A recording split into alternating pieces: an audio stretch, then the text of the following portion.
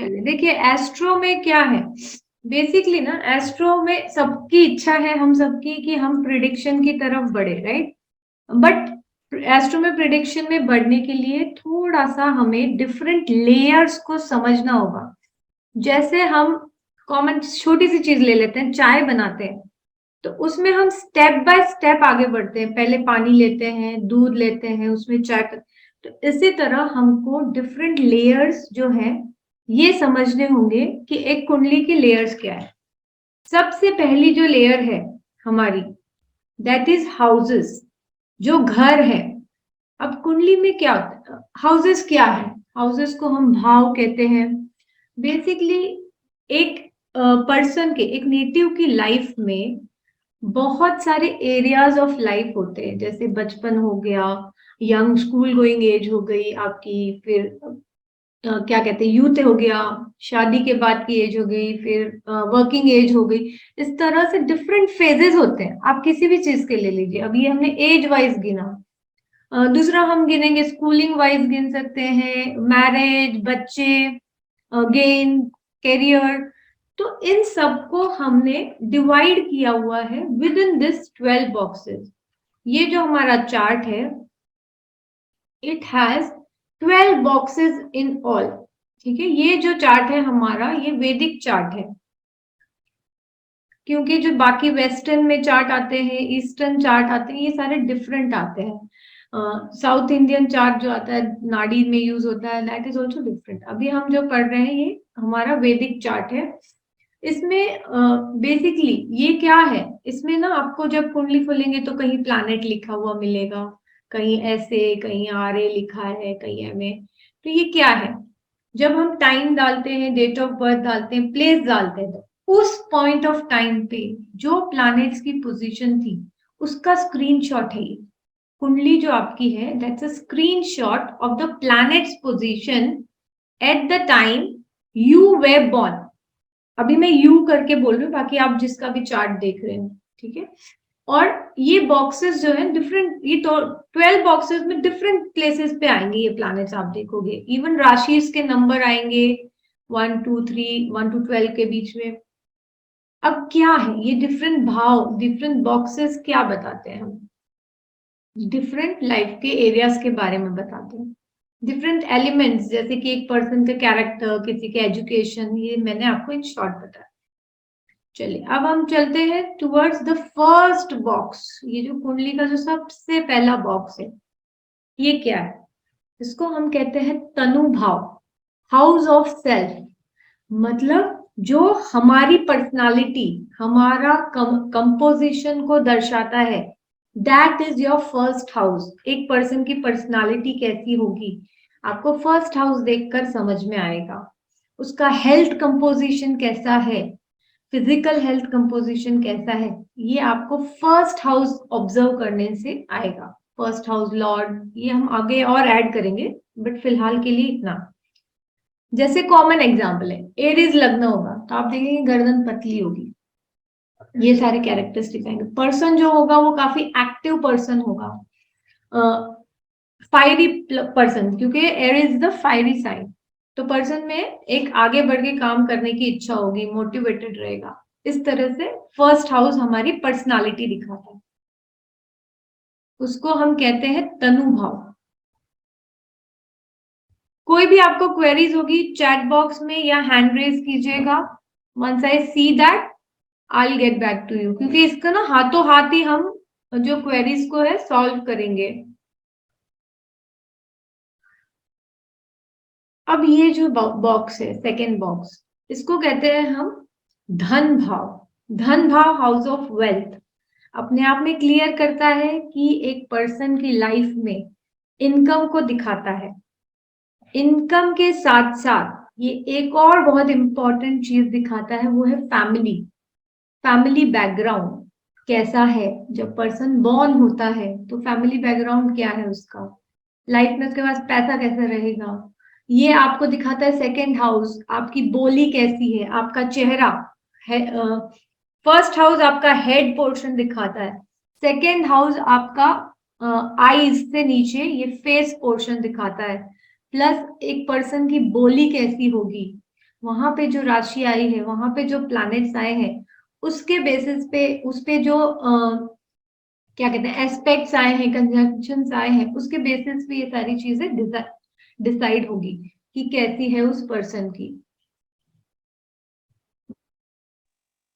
Ma'am screen share नहीं हो रही। स्क्रीन शेयर नहीं हो रही? हाँ नो मैम, हो रही है। हो यू कैन रही सी। है। हो रही मैम। हो रही है। अच्छा, एक और बार मैंने की, अब हो रही है सबको? हाँ हाँ हाँ, यस यस मैम। ठीक है, बढ़िया। देख लीजिए, जिसकी भी मिस हो गई थी, फर्स्ट हाउस ये हमने जो ब्लू कलर से है इसको कहा था तनु भाव।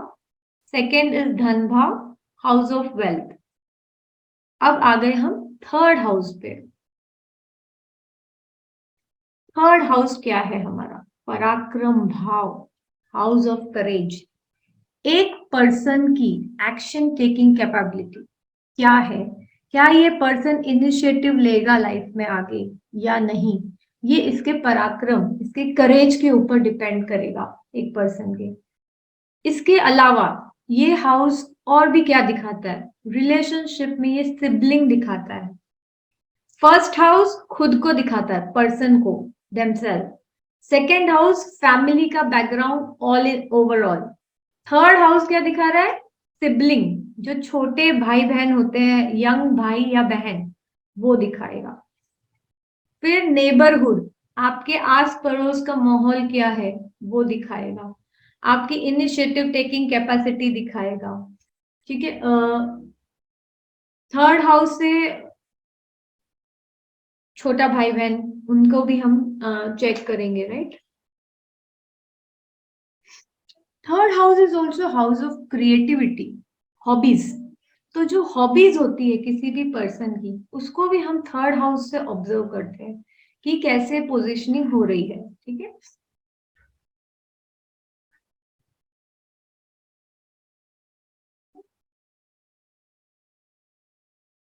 शॉर्ट ट्रेवल्स, यस बलदेव जी, शॉर्ट ट्रेवल्स भी दिखाता है, लोकल जर्नीज।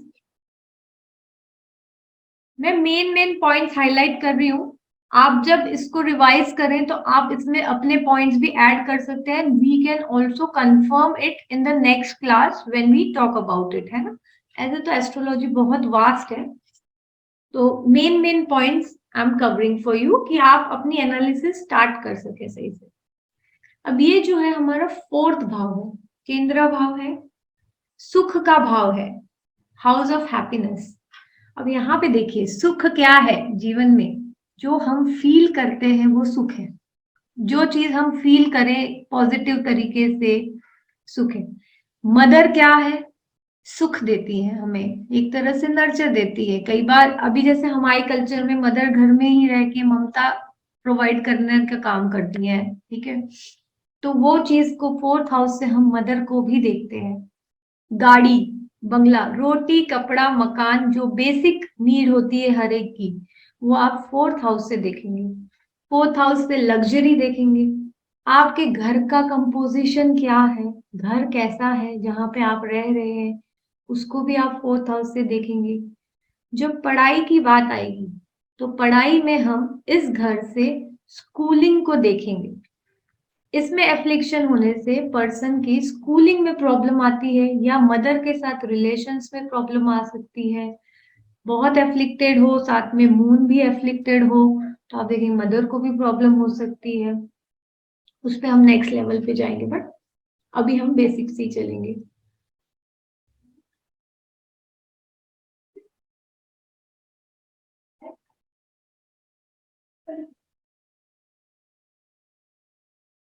अब ये आपका है फिफ्थ हाउस। फिफ्थ हाउस क्या है? पुत्र भाव, हाउस ऑफ चिल्ड्रन, पूर्व पुण्य भाव। अब देखिए, एस्ट्रोलॉजी जो है ना, ये हमारे कर्मों के बेस पे, हमारी सोल के जर्नी के बेस पे एक्चुअली ये साइंस है पूरा। इसको हमने थोड़ा मटेरियलिस्टिक चीजों में ही ले लिया है कि पैसा मिलेगा कि नहीं, मकान मिलेगा कि नहीं, इसी तरह करते हैं। बट ये हाउस इंपॉर्टेंट है क्योंकि ये दिखाएगा आपके कर्मास कैसे रहे हैं पास्ट में, पूर्व पहले के जो आपके कर्मास है वो फिफ्थ हाउस से डिनोट होंगे। 5th हाउस बहुत इंपॉर्टेंट है क्योंकि ये आपके बच्चों को दिखाता है, आपका फ्यूचर का जो आप रीप करने वाले हो वो दिखा रहा है बच्चा, ठीक है। प्लस ये इंटेलेक्चुअल कैपेसिटी दिखाता है एक पर्सन की। दूसरा मूड दिखाता है, एक पर्सन का मूड कैसा रहेगा, इसको आप 5th हाउस में देखिए। कुछ लोग आपको दिखाई देंगे बहुत जल्दी सब कुछ होते हुए भी थोड़े सैड से रहते हैं, देखिएगा जरूर कहीं ना कहीं सैटर्न केतु इन सब का एस्पेक्ट हो रहा होगा। ये बहुत इंपॉर्टेंट हाउस है फॉर रोमांस। लव मैरिज होगी कि नहीं, इसमें इस हाउस का रोल होगा। पर्सन के कितने अफेयर्स रहे हैं वो भी इस हाउस से आएगा। पर्सन कितना क्रिएटिव है you will observe in 5th house.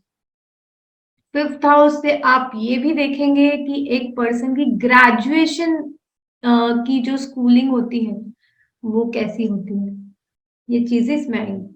5th house will be house of recovery also, कि एक पर्सन अगर बीमार है तो वो रिकवर कैसे होगा, होगा कि नहीं होगा जल्दी, ये चीज 5th हाउस से आप देख सकते हैं। 5th हाउस ऑल्सो शोज क्या बोलते हैं, जो ट्रांसफर होता है ना जॉब्स वगैरह में, ट्रांसफर हो रहा है प्लेसेस का या ब्रेक आ रहा है जो जॉब्स में, इसको भी 5th हाउस से आप ऑब्जर्व करेंगे।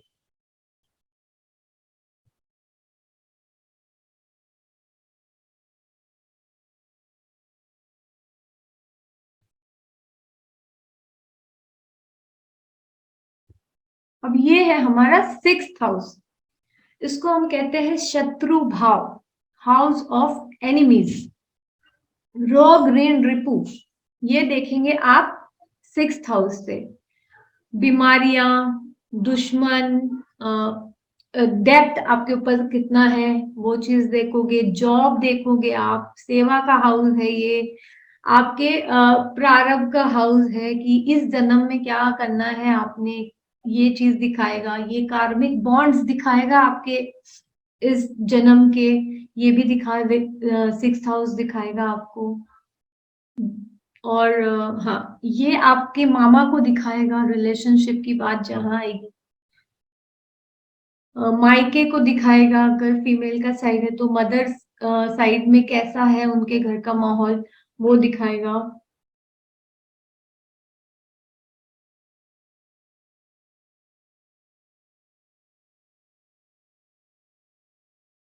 ओके, मैं आपको ये नहीं बताया ना स्टम्प। देखिए, एक रफली आप चलेंगे तो हाउसेस जो है हमारे बॉडी पार्ट्स को भी रिप्रेजेंट करते हैं, राइट। तो फर्स्ट हाउस हमारा हेड एरिया दिखाता है, सेकेंड हाउस हमारा फेस दिखाता है, थर्ड हाउस हमारा neck and shoulders, fourth house हमारा दिखाता है chest area, lung area, 5th house दिखाता है हमारा स्टमक एरिया। तो 5th हाउस से आप डाइजेशन वगैरह भी देखोगे, है ना। 6th हाउस दिखाएगा आपको स्मॉल इंटेस्टाइन, थोड़ा उससे और नाभि के नीचे का थोड़ा सा एरिया दिखाएगा आपको। तो अगर डाइजेशन रिलेटेड किसी को भी इश्यूज दिखाई देते हैं तो आप उसको 5th और 6th हाउस से इजीली पकड़ सकते हो।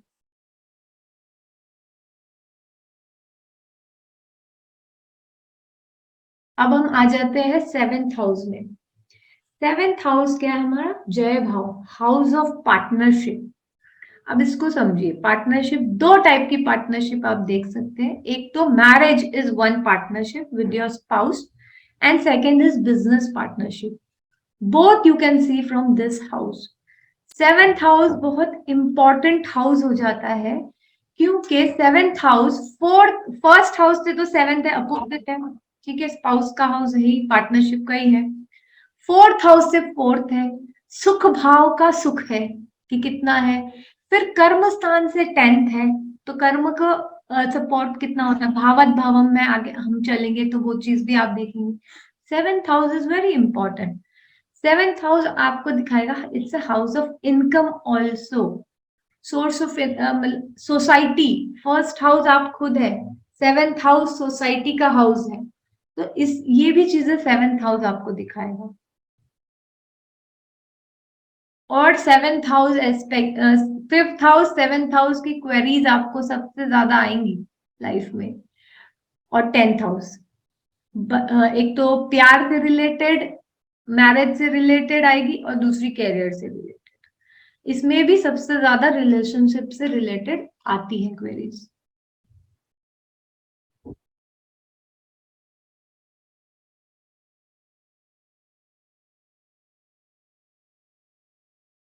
Okay, house of school.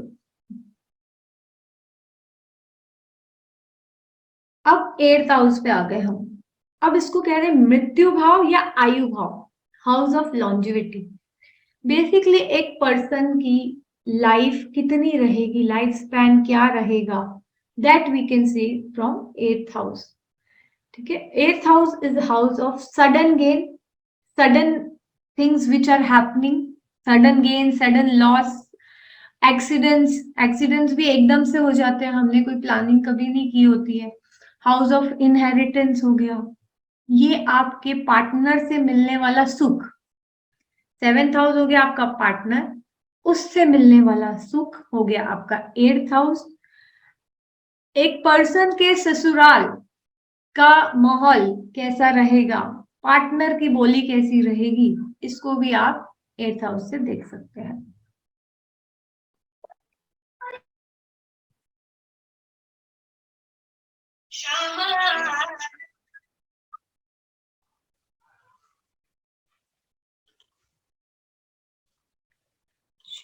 अब हम आते हैं 9th हाउस। ये हाउस भी काफी फेवरेट हाउस है सबका।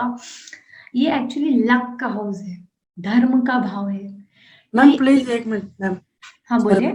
ये मैम 8 नंबर से क्या ऑर्गन करेगा ये? 8th हाउस से हमारी आयु कितनी है। नहीं वो ठीक है, जैसे ऑर्गन बताया ना आपने, ऑर्गन ये 5th में, ये 6th में, ये तो 8th में जेनेटल ऑर्गन आएंगे। हाँ, जेनिटल ऑर्गन है ना, 2 इसमें हम गिनेंगे, एक 7th और 8th। ओके। 8th तो हार्डकोर आ गया आपका रिप्रोडक्टिव ऑर्गन। ओके, ये बताते चलिए मैम, सॉरी। या नहीं ठीक है, आपने पूछ लिया। कुछ कुछ पॉइंट्स कभी कभी रह जाते हैं मुझसे भी बोलने के टाइम, दैट्स वेरी फाइन। अब 9th हाउस में हम आ गए। ठीक है, 9th हाउस के हमारी लक का हाउस है, धर्म का भाव है। लक क्या होती है कि जो हमने पुण्य किया है उसके बेसिस पे हमें मिल रही होती है, इसमें हमारा कोई रोल नहीं होता है, हमारे कर्मों को कोई, पास्ट कर्मास का रोल इसमें जरूर आपको दिख जाएगा। तो एक तो ये चीज है।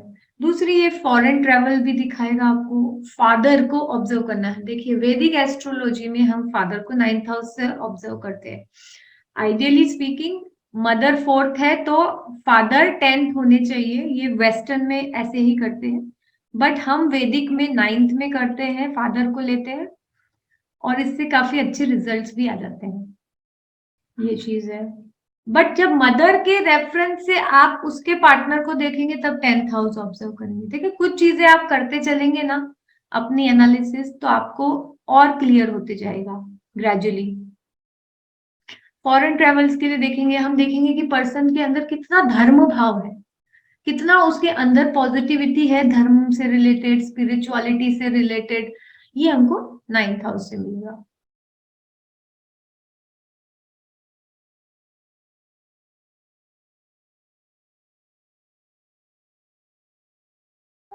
ये है हमारा 10th हाउस। मैम ऑर्गन बताइए प्लीज, ऑर्गन में प्लीज। सॉरी, 9th में ऑर्गन क्या है? Thighs, thighs. 9th house shows thighs. ठीक है, अब हम आगे 10th हाउस में। 10th हाउस में चलो ऑर्गन में पहले बता दूं, जो नीज है हमारे, जो घुटने हैं हमारे, दैट इज 10th हाउस। दूसरी हमारा कर्म भाव है, जो भी कर्म, नॉट ओनली करियर। करियर को तो हम इसलिए कर्म मानते हैं देखिए लॉन्ग रन में, क्योंकि वो काम है ही, हार्डकोर काम है। बट अब बोलोगे फिर हाउसवाइफ का क्या काम है, बच्चों का क्या है, तो उनके भी जनरल कर्मा भी आप 10th हाउस से देखोगे कि कैसे वो कर्मा उनके शेप लेंगे। ठीक है, हाउस ऑफ प्रोफेशन, जब भी आपको कि पर्सन कौन से प्रोफेशन में जाएंगे, वो सब चीजें जो ऑब्जर्व करनी होंगी वो 10th हाउस में करनी। आपने बहुत बार सुना होगा, देखो कुछ कुछ चीजें आप बहुत इजीली रिलेट कर सकते हो कि कोई आपको ऑन फेस बोले मेरे घुटने बहुत दुख रहे हैं, मुझे नी पेन रहता है, दैट मीन्स 10th हाउस में एफ्लिक्शन है। Direct you can check 10th house lord, 10th house, उसके कारकास, वो ग्रेजुअली आप और भी सीख जाएंगे। कोई बोलेगा मेरे गले में प्रॉब्लम है, गले का प्रॉब्लम कहाँ से आएगा, कौन सा ऑर्गन हो गया आपका, 3rd हाउस। कफ, कोल्ड, कौन सा हाउस हो गया, 4th हाउस। तो कुछ चीजें ऐसे आपको पकड़ में आ जाएंगी इजीली।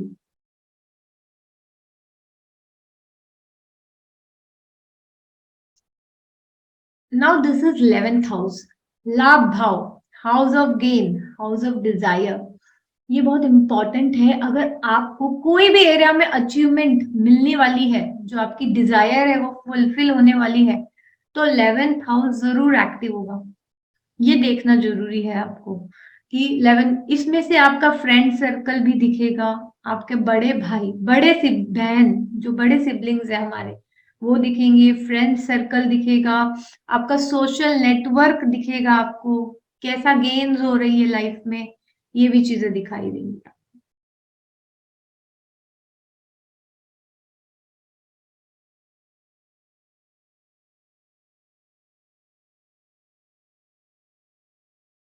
अब ये है वैभव।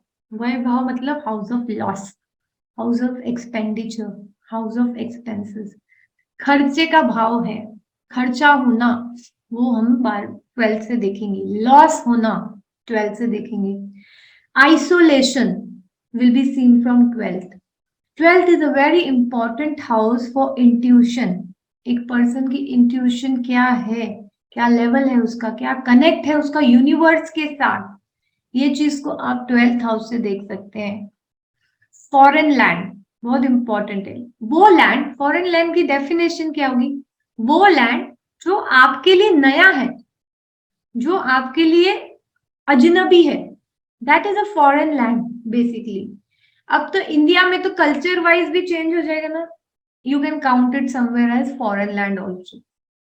बर्थ प्लेस से जो दूर है, एक रिस्पेक्टेबल तरीके से, मतलब कि कल्चर में डिफरेंसेस है, जैसे साउथ इंडिया नॉर्थ इंडिया ले लो, दोनों का कल्चर कितना डिफरेंट होगा। एकदम नॉर्थ ईस्ट ले लो, क्योंकि हमारा इंडिया तो काफी फैला हुआ है कल्चर वाइज, तो ये चीजें भी आएंगी।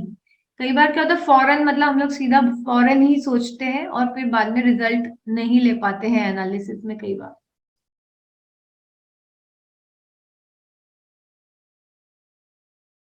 तो इस तरह से हमारे सारे जो 12 हाउस एक साथ हमने रखे, तो सबका आपको 1 पॉइंट नेम पता होना चाहिए, या एटलीस्ट ये क्या करते हैं बेसिक चीजें। फर्स्ट इज योर तनु भाव, सेल्फ। सेकेंड इज धन भाव। थर्ड इज पराक्रम भाव, सहज भाव। फोर्थ इज मातृभाव, सुख भाव। यस स्मृति जी बोलिए। सॉरी मैम, क्या हमें ये भी पता चलता है जैसे हॉस्पिटल्स जैसे हम लोग होते हैं उससे भी कोई हाउस से क्लियर हो सकता है? Hospital comes in 12th house. Isolation Okay. हो जाता है ना हमारा, जब हम Okay. हॉस्पिटल में होते हैं। फिर रिज्यूवनेशन सेंटर्स, रिहैब सेंटर्स, ये हो गया, Okay. मेडिटेशन सेंटर, इन सब में जहां पे भी अकेलापन, जेल हो गया आपका, जहां अकेला आपको आइसोलेट करना है, वो 12th हाउस से देखेंगे। Thank you ma'am. Fifth house is पुत्र भाव, 6th हाउस इज शत्रु भाव, 7th हाउस इज जय भाव, 8th हाउस इज मृत्यु भाव, 9th हाउस इज भाग्य भाव, 10th हाउस इज कर्म भाव, 11th हाउस इज लाभ भाव एंड 12th हाउस इज व्यय भाव। मैम हाँ बोलिए सर। यहाँ पे 6, 8 और 12 ये तीनों खाली जो खराब कंडीशन दिखाते हैं, ये सबसे ज्यादा। यस, डिफिकल्ट हाउस है ये भाव। दुष्टाना हाउसेस बोलते हैं हम। आगे जब हम हाउस के कैरेक्टरिस्टिक्स पढ़ेंगे ना, तो उसमें केंद्र भाव आते हैं, आपके त्रिकोणा भाव आते हैं, दुष्टाना भाव आते हैं, है ना। तो ये सारे आगे और क्लासिफिकेशंस होंगी। अभी हमने सिंपल सिंपल बस पढ़ा है, क्योंकि अभी हम as a newcomer start कर रहे हैं। हो सकता है आप में से काफी सारों ने थोड़ा बहुत रिसर्च किया हो, बट ये मैं आपको सिस्टमैटिक ले जा रही हूँ कि इस तरह से होना चाहिए। ठीक है, सबके वन वर्ड मीनिंग्स आप, हाँ, 8th हाउस ओकल्स का हाउस है। इतना इंपॉर्टेंट पॉइंट भूल रहे थे कि बात करने में। आज हम लोग मिले क्यों हैं? एस्ट्रोलॉजी, ओकल साइंसेस, इसके लिए तो मिले हैं। 12th house is house of bed pleasures also. तो कई बार हम कॉम्बिनेशन ऑफ हाउसेस देखते हैं, जैसे अब एनालिसिस करेंगे आगे जाके हायर लेवल्स पे, तो एनालिसिस पूरा होगा। जैसे कुछ कुछ प्रोसेसेस में मल्टीपल हाउस यूज होंगे। So this was still houses का आज इतना ही है। बताइए आप लोगों की कोई क्वेरीज है, आप लोग भी कुछ शेयर करना चाहते हैं?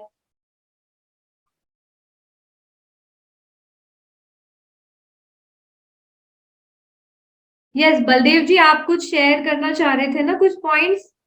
किसी ने लाल किताब के बारे में भी रेफरेंस लिखा था, तो वो मैं, बोलिए ना, खुल के बोलिए, ऐसे कोई बात नहीं है। अगर आप अपनी भी प्रैक्टिसेस कर रहे हैं तो it's nothing like that, it's a forum where we can speak.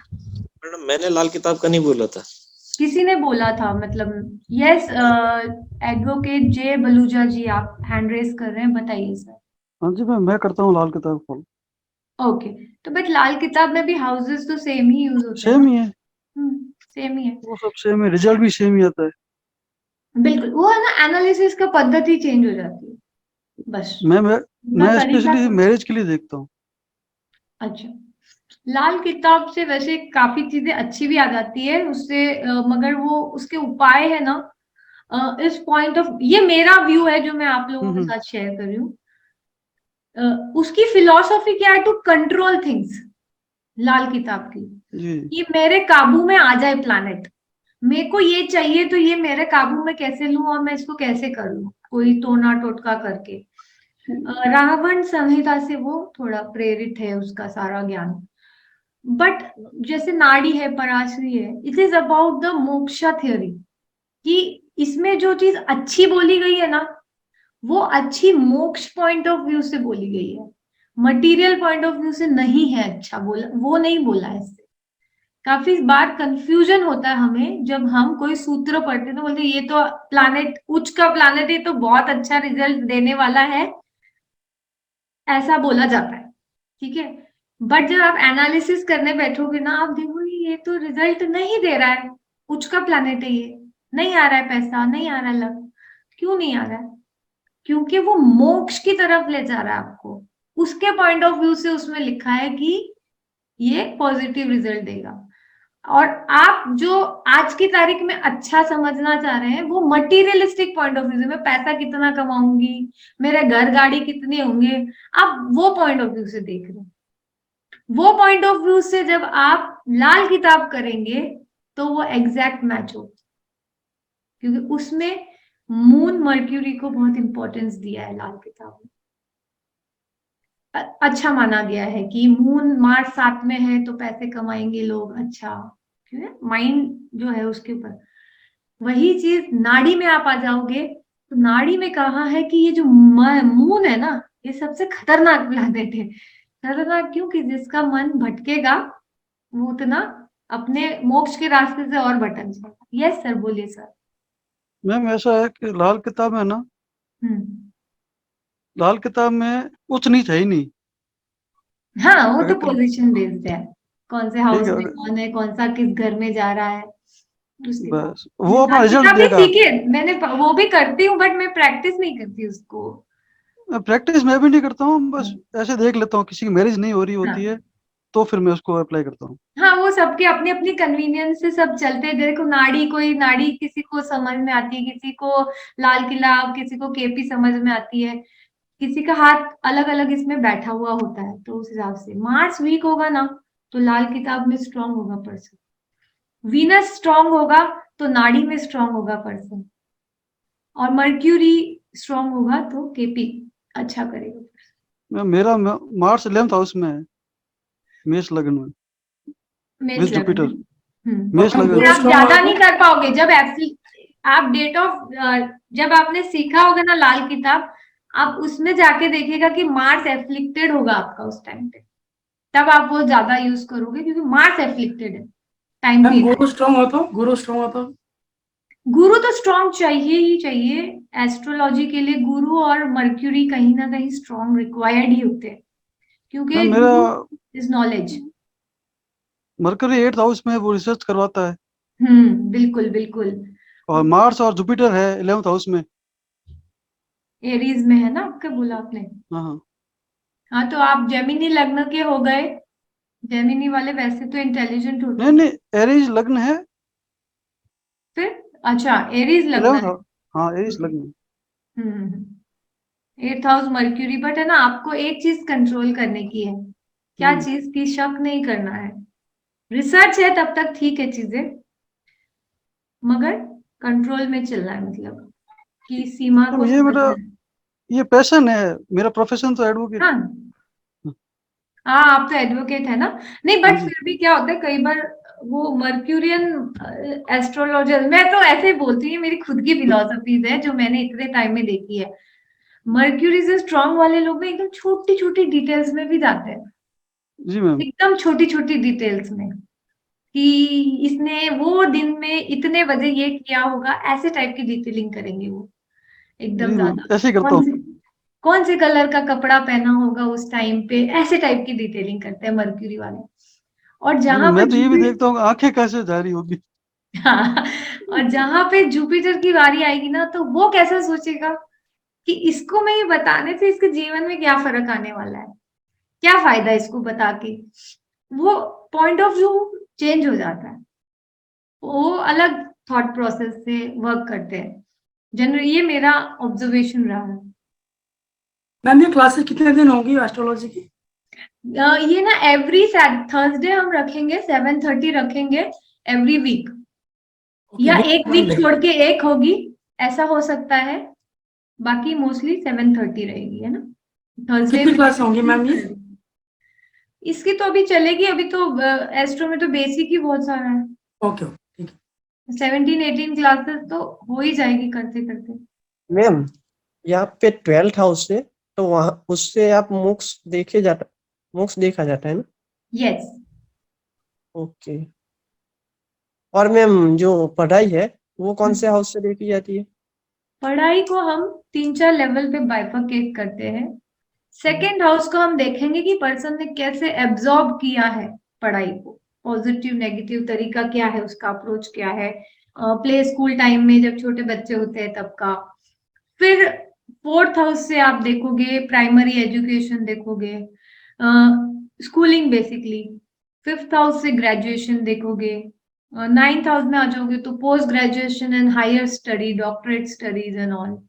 फिर वही रिलेट हो जाएगा, और 12th से भी हो जाएगा तो फॉरेन में जाके पढ़ेंगे कि नहीं, ऐसे। खाली आपको ऐड करते जाना है बस, छोटे बच्चे की तरह। ये डाला, इसके ऊपर मैंने ये डाला तो ये बनेगा, ये डाला। इट्स नॉट, मैं इसको इसीलिए ले रही हूँ क्योंकि ये है साइंस ही है सिर्फ, इसमें कोई जादू टोना नहीं है।